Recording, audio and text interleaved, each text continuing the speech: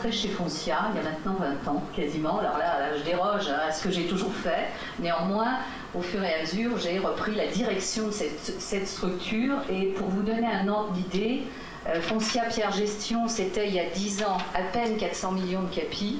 Aujourd'hui, un peu plus d'1 milliard. Donc c'est important quand même.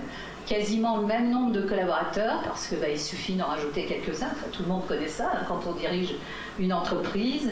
Le seul regret que j'ai, c'est que Foncia Pierre Gestion, je suis désolée de le dire de droit public, mais c'est la réalité, c'est une structure totalement 100% ou 99% Foncia. Et clairement, le nom est extrêmement important. Je l'avais déjà vécu chez Pelou.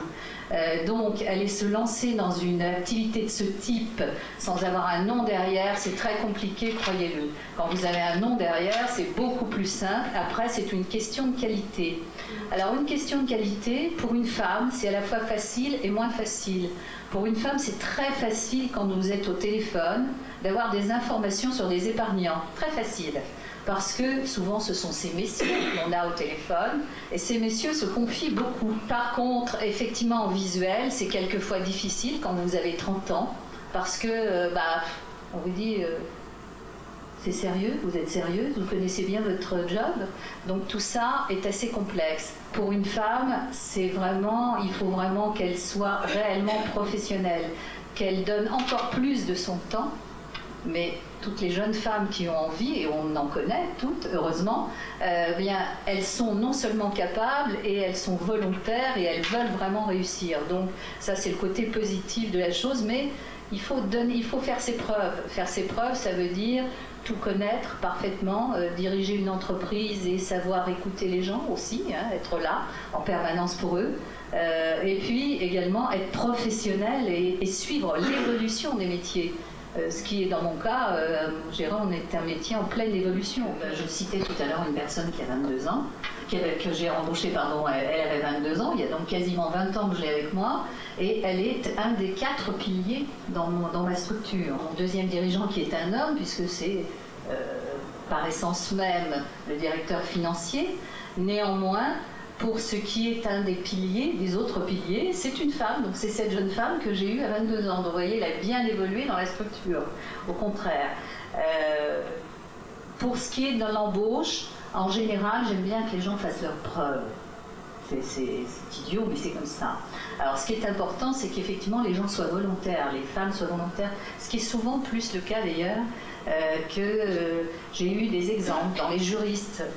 Oui, à un moment, en tant que femme, quand on dirige une entreprise, je pense que c'est deux dames, ou toutes d'ailleurs, quand vous avez des collaborateurs ou des collaboratrices, c'est toujours très très compliqué la maternité à vivre. Quand j'ai quelqu'un qui vient, et je parlais d'un garçon qui a remplacé une jeune femme en congé de maternité, ce garçon, pourtant il avait un CV extraordinaire, j'ai pas pu le garder.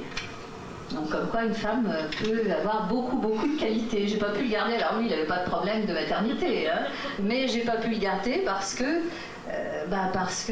il n'était pas à la hauteur du poste en question. Donc, et pourtant il avait un CV assez impressionnant. Bon, je crois que tout le monde l'a vu. Après, je dirais une formation plutôt financière, comptable, juridique.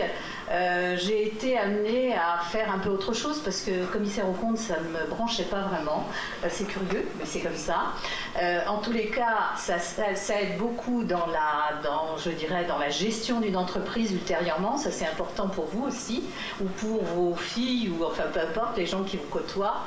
Je crois que c'est vraiment important en termes de formation. Ça permet d'aller, je dirais, sur un certain nombre de secteurs. Puisque aujourd'hui, je dirige une société de gestion de portefeuille qui capitalise un peu plus d'1 milliard d'actifs, de capitaux gérés, 20 000 associés, et puis environ 500 lignes d'actifs. Alors vous avez compris, le sous-jacent, c'est de l'immobilier. C'est pas de l'immobilier d'habitation comme Foncia pourrait amener, je dirais, cette notion. Foncia, tout le monde connaît l'agence locale, tout le monde connaît son syndic. Vous allez probablement vous occuper peut-être des immeubles qui sont gérés par Foncia. Ça n'est pas l'activité corps, en tous les cas la mienne, n'est pas l'activité corps de Foncia. Néanmoins, cette structure existe chez Foncia depuis 1985 ou 86. Moi, j'ai quand même vécu une période dans les années 80 où les femmes avaient je dirais, un certain niveau dans l'entreprise. Alors rassurez-vous, elles n'étaient pas PDG, mais néanmoins, elles occupaient les postes clés. Qu'est-ce que c'est que les postes clés dans une entreprise? Par exemple, moi j'ai démarré, alors pas complètement démarré, parce que j'ai quand même fait, je dirais, une activité quasiment de commissaire aux comptes, après mes études, mais ensuite j'ai voulu passer à autre chose parce que j'en avais fait le tour, et donc j'ai souhaité rentrer dans une entreprise. Dans une entreprise, à l'époque, on va dire que dans les années 80, c'était assez faste, début des années 80, il était facile de dire « je choisis l'entreprise qui me plaît », et j'y vais. Aujourd'hui, c'est beaucoup plus compliqué, c'est clair. Néanmoins, c'était possible à l'époque. Alors, je suis rentrée évidemment au service comptable de cette entreprise qui s'appelle, tout le monde la connaît un petit peu quand même, Club Hôtel.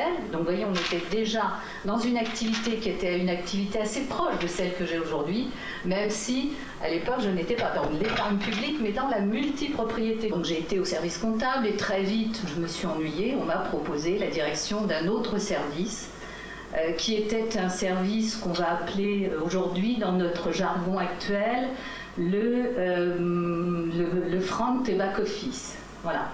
Donc ça veut dire quoi? Ça veut dire qu'on récupérait toutes les souscriptions ou les périodes nouvelles, qu'il fallait gérer les associés, puisque c'était aussi des associés. En tous les cas, j'avais 20 personnes sous mes ordres à l'époque. Et j'ai connu cette période bénie où tous les postes clés du type du mien étaient occupés par des femmes.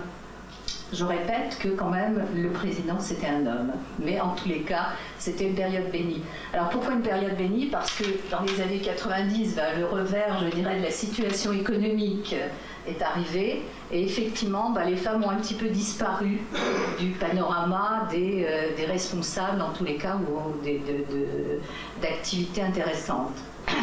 Ces messieurs ayant récupéré un certain nombre de postes, je suis désolée messieurs, pour ceux qui sont là, c'est pas péjoratif, mais c'est une réalité économique. Et il se fait que ça a duré très longtemps. Vous vous rappelez que la période, la situation économique des années 90 a duré, on va dire, jusqu'en 97, 98. Il n'y a qu'en 98 qu'on a commencé à s'en relever. Bon, en tous les cas, moi, après le Club Hôtel, j'étais assez passionnée par cette expérience. Tous les 4 ans, je changeais d'activité, tous les 4-5 ans. Pourquoi? Parce que quand on veut évoluer, c'était comme ça en tous les cas à l'époque. Ça l'est toujours, il ne faut pas l'oublier. C'est-à-dire que des gens, moi aujourd'hui, je suis absolument médusée de voir des jeunes femmes ou des jeunes hommes, parce que c'est la même chose pour les deux sexes, qui rentrent dans une entreprise et qui n'ont qu'une idée, c'est rester 20 ans, voire 30 ans. Alors excusez-moi, mais moi c'est pas mon type de carrière. Je suis assez médusée de voir ça, et aujourd'hui on voit encore ça, il faut bien le comprendre. Je trouve que quand on a 22 ans, on se fasse une première expérience, c'est bien, et que 5 ans ou 7 ans après, quand on commence à avoir un tout petit peu de bouteille, un peu d'allant, qu'on aille se vendre ailleurs, c'est aussi très bien. En tous les cas, ça a été ma philosophie, et bien on l'a pris.